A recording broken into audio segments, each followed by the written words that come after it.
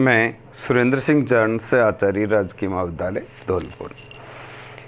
आज हम देखेंगे आधारभूत आर्थिक समस्याएं। ये दूसरा चैप्टर है बीए पार्ट फर्स्ट के लिए। आधारभूत आर्थिक समस्याएं, बेसिक इकोनॉमिक प्रॉब्लम। एक अर्थव्यवस्था, देखिए इसमें जो प्रश्न पूछे जाते हैं वो आते हैं कि एक अर्थव्यवस्था की आधारभूत समस्या कौन सी है। एक स्वतंत्र बाजार अर्थव्यवस्था इन समस्याओं का किस प्रकार हल करती है। या एक अर्थव्यवस्था की मूलभूत आर्थिक समस्याओं की व्याख्या कीजिए। एक प्रतियोगी अर्थव्यवस्था में उनको किस प्रकार हल किया जा सकता है। या इसमें पूछा जा सकता है एक अर्थव्यवस्था की मूलभूत आर्थिक समस्याओं की विवेचना कीजिए। या आर्थिक प्रणाली की केंद्रीय समस्याओं अथवा कार्य की विवेचना कीजिए। तो देखिए, आधारभूत समस्या पूछे, आर्थिक समस्या पूछे, या हमारे पास मूलभूत आर्थिक समस्या पूछे, या मूलभूत कार्य पूछे, इसके कार्य पूछे अर्थव्यवस्था के, आर्थिक प्रणाली के, या केंद्रीय समस्याएं पूछे, तो सारी हमारे पास यही समस्याएं होगी।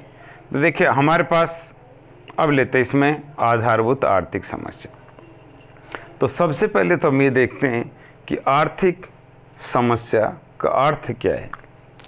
कि मनुष्य की आवश्यकताएं असीमित और उनकी पूर्ति के साधन सीमित और वैकल्पिक उपयोग वाले होते हैं। अतः मनुष्य अपनी समस्त आवश्यकताओं अथवा ज़रूरतों को एक साथ पूरा नहीं कर सकता, इसलिए उसे अपनी आवश्यकताओं की तीव्रता के अनुसार के मध्य चुनाव करना पड़ता है, और इससे ही आर्थिक समस्या कहते हैं। कि आर्थिक समस्या क्या है कि हमारी आवश्यकताएं असीमित है और साधन सीमित है, और उन साधनों को वैकल्पिक उपयोग है। तो हम हमारी आवश्यकता के अनुसार, उसको प्राथमिकता के अनुसार उनको क्रम में रखेंगे कि पहले जो सबसे ज़रूरी आवश्यकता है उसे हम सबसे पहले पूरी करेंगे, उसके बाद उससे कम, उसके बाद उससे कम। तो आर्थिकता यानी आर्थिक समस्या की उस समस्या जो क्रम प्रदान करना, तीव्रता के आधार पर मध्य चुनाव करना उनके बीच में, यही हमारी आर्थिक समस्या है। यदि हमारे पास आवश्यकताएँ, साधन असीमित होते तो कोई आर्थिक समस्या उत्पन्न नहीं होती।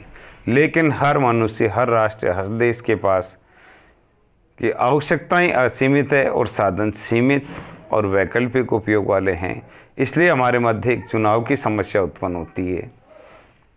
आर्थिक समस्या के उदय के कारण अथवा आर्थिक समस्या के आधारभूत तत्व कौन कौन से। कि अनंत आवश्यकताएं, क्या हमारी आवश्यकताएं क्या होती है? अनंत, कोई अंत नहीं है। जैसे जैसे हमारे पास हमारी आवश्यकताओं की पूर्ति होती जाती है, उसी के अनुसार आवश्यकताएं बढ़ती जाती है। तो अनंत आवश्यकताएं, असीमित आवश्यकताएं जिनकी पूर्ति करना संभव नहीं हो पाता, तो आर्थिक समस्या उत्पन्न होती है। साधनों की सापेक्ष सीमितता, जो साधन है हमारी आवश्यकताओं को पूर्ति करने के, जो साधन है वो सीमित मात्रा में। अगर हमारे पास असीमित साधन हो तो किसी प्रकार की कोई समस्या उत्पन्न नहीं होगी। लेकिन हमारे पास साधन सीमित है, तो इसीलिए हमें कि आर्थिक समस्याएं उत्पन्न होती है, आर्थिक समस्या का उदय होता है। साधनों के वैकल्पिक प्रयोग, यानी साधन जो हमारे पास सीमित साधन है उनका वैकल्पिक प्रयोग है, उनको कई प्रयोगों में हम लगा सकते हैं। यदि सभी साधनों का प्रयोग एक, हमारे पास कोई भी साधन है उसका एक ही प्रयोग होता, यानी जैसे हमारे पास लाइट है, वो केवल पंखा चलाने के लिए मान लीजिए काम आ रही है, और उसके अलावा कोई काम नहीं, तो कोई समस्या उत्पन्न नहीं। पर उसको हम प्रेस भी कर सकते हैं, और भी साधन चला सकते हैं, लाइट भी चला सकते हैं, उससे मशीन भी चला सकते हैं, या हर तरीके से हमें उसे काम लिया जा सकता है। जैसे लाइटिंग है कि कृषि क्षेत्र में अलग, औद्योगिक क्षेत्र में, घरेलू क्षेत्र में अगर एक ही काम आता कि घरेलू क्षेत्र में लाइट चलाने, पंखा चलाने काम आएगी, तो कोई वैकल्पिक प्रयोग नहीं थे, इसलिए कोई समस्या उत्पन्न नहीं होती। लेकिन हमारे पास इनके क्या वैकल्पिक उपयोग है, और साधन विद्युत क्या सप्लाई सीमित है। तो ऐसी स्थिति में हमारे पास वैकल्पिक प्रयोग होने से इसकी समस्या उत्पन्न होती। मितव्ययता की समस्या, मितव्ययता यानी सभी के पास साधन सीमित है और उसको मितव्ययी यानी सीमित मात्रा से खर्चा किया जाएगा, तो इससे हमें आर्थिक समस्या का उत्पन्न होती है।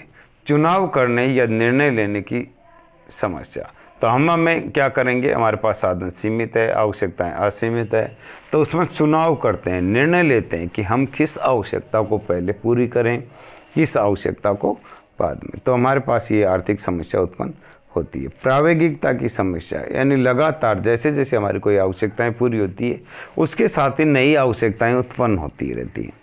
ये प्रावेगिकता के कारण ये लगातार जो बढ़ती रहती है उसी के कारण भी हमारे पास आर्थिक समस्या का उदय होता है। साधनों के आवंटन की समस्या, जो हमारे पास उत्पादन के साधन हैं उनको किस प्रकार आवंटित किया जाए, किस वस्तुओं और सेवाओं के उत्पादन में उनको लगाया जाए, जिससे भी हमें एक आर्थिक समस्या का उदय होती है।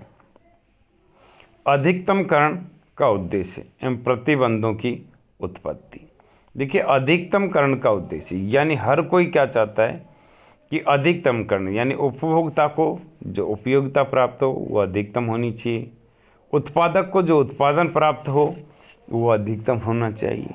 यानी हर कोई चाहता है कि अपनी संतुष्टि या उत्पादन स्तर को अधिकतम, अगर लाभ जो फर्म है उसको लाभ हो कि वो अधिकतम मैक्सिमम प्रॉफिट चाहता है।